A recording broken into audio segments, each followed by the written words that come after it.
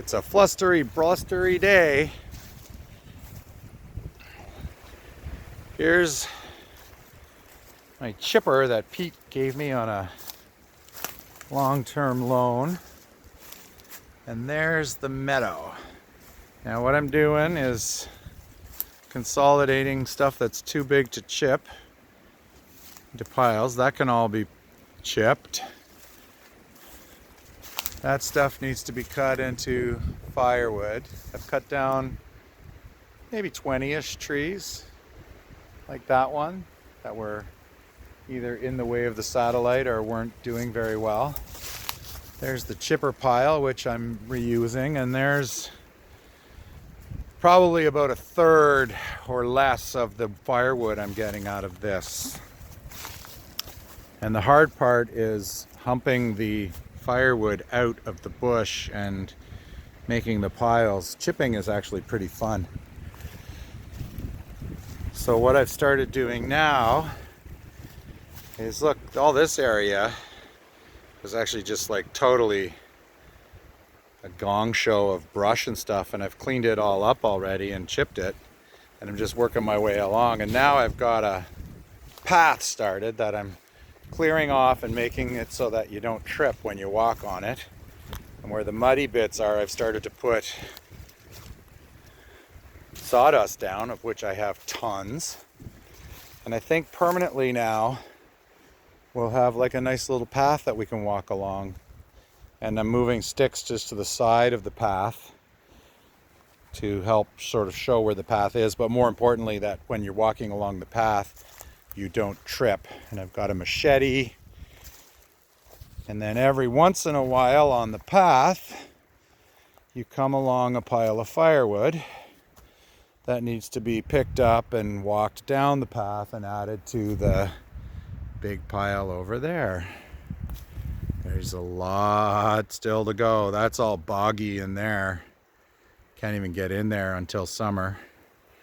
But then when the bugs are coming, in the winter it's nice, except that stuff tends to be frozen into the ground. Then this path looks like it can just continue, and then as I cut up these logs, there's one I took down with an axe just for fun. And there's one that just died and fell. And there's it. I'll probably just leave that one and let it rot. And I'll keep improving this path and cutting back, especially the prickle bushes and the burrs. Make it easier. There's another little pile of firewood that needs to come out.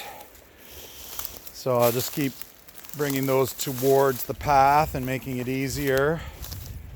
There's a tree that I'm going to be able to turn into firewood. You can see I've already cut the middle out of it. I did that in the winter. It's really nice to work here in the winter. There's Rosa. Hey, how are you? I'm making a movie. Wave.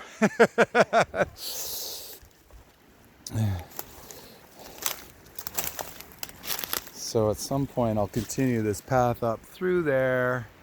That's sort of the lot line, and there's the Pepper's house.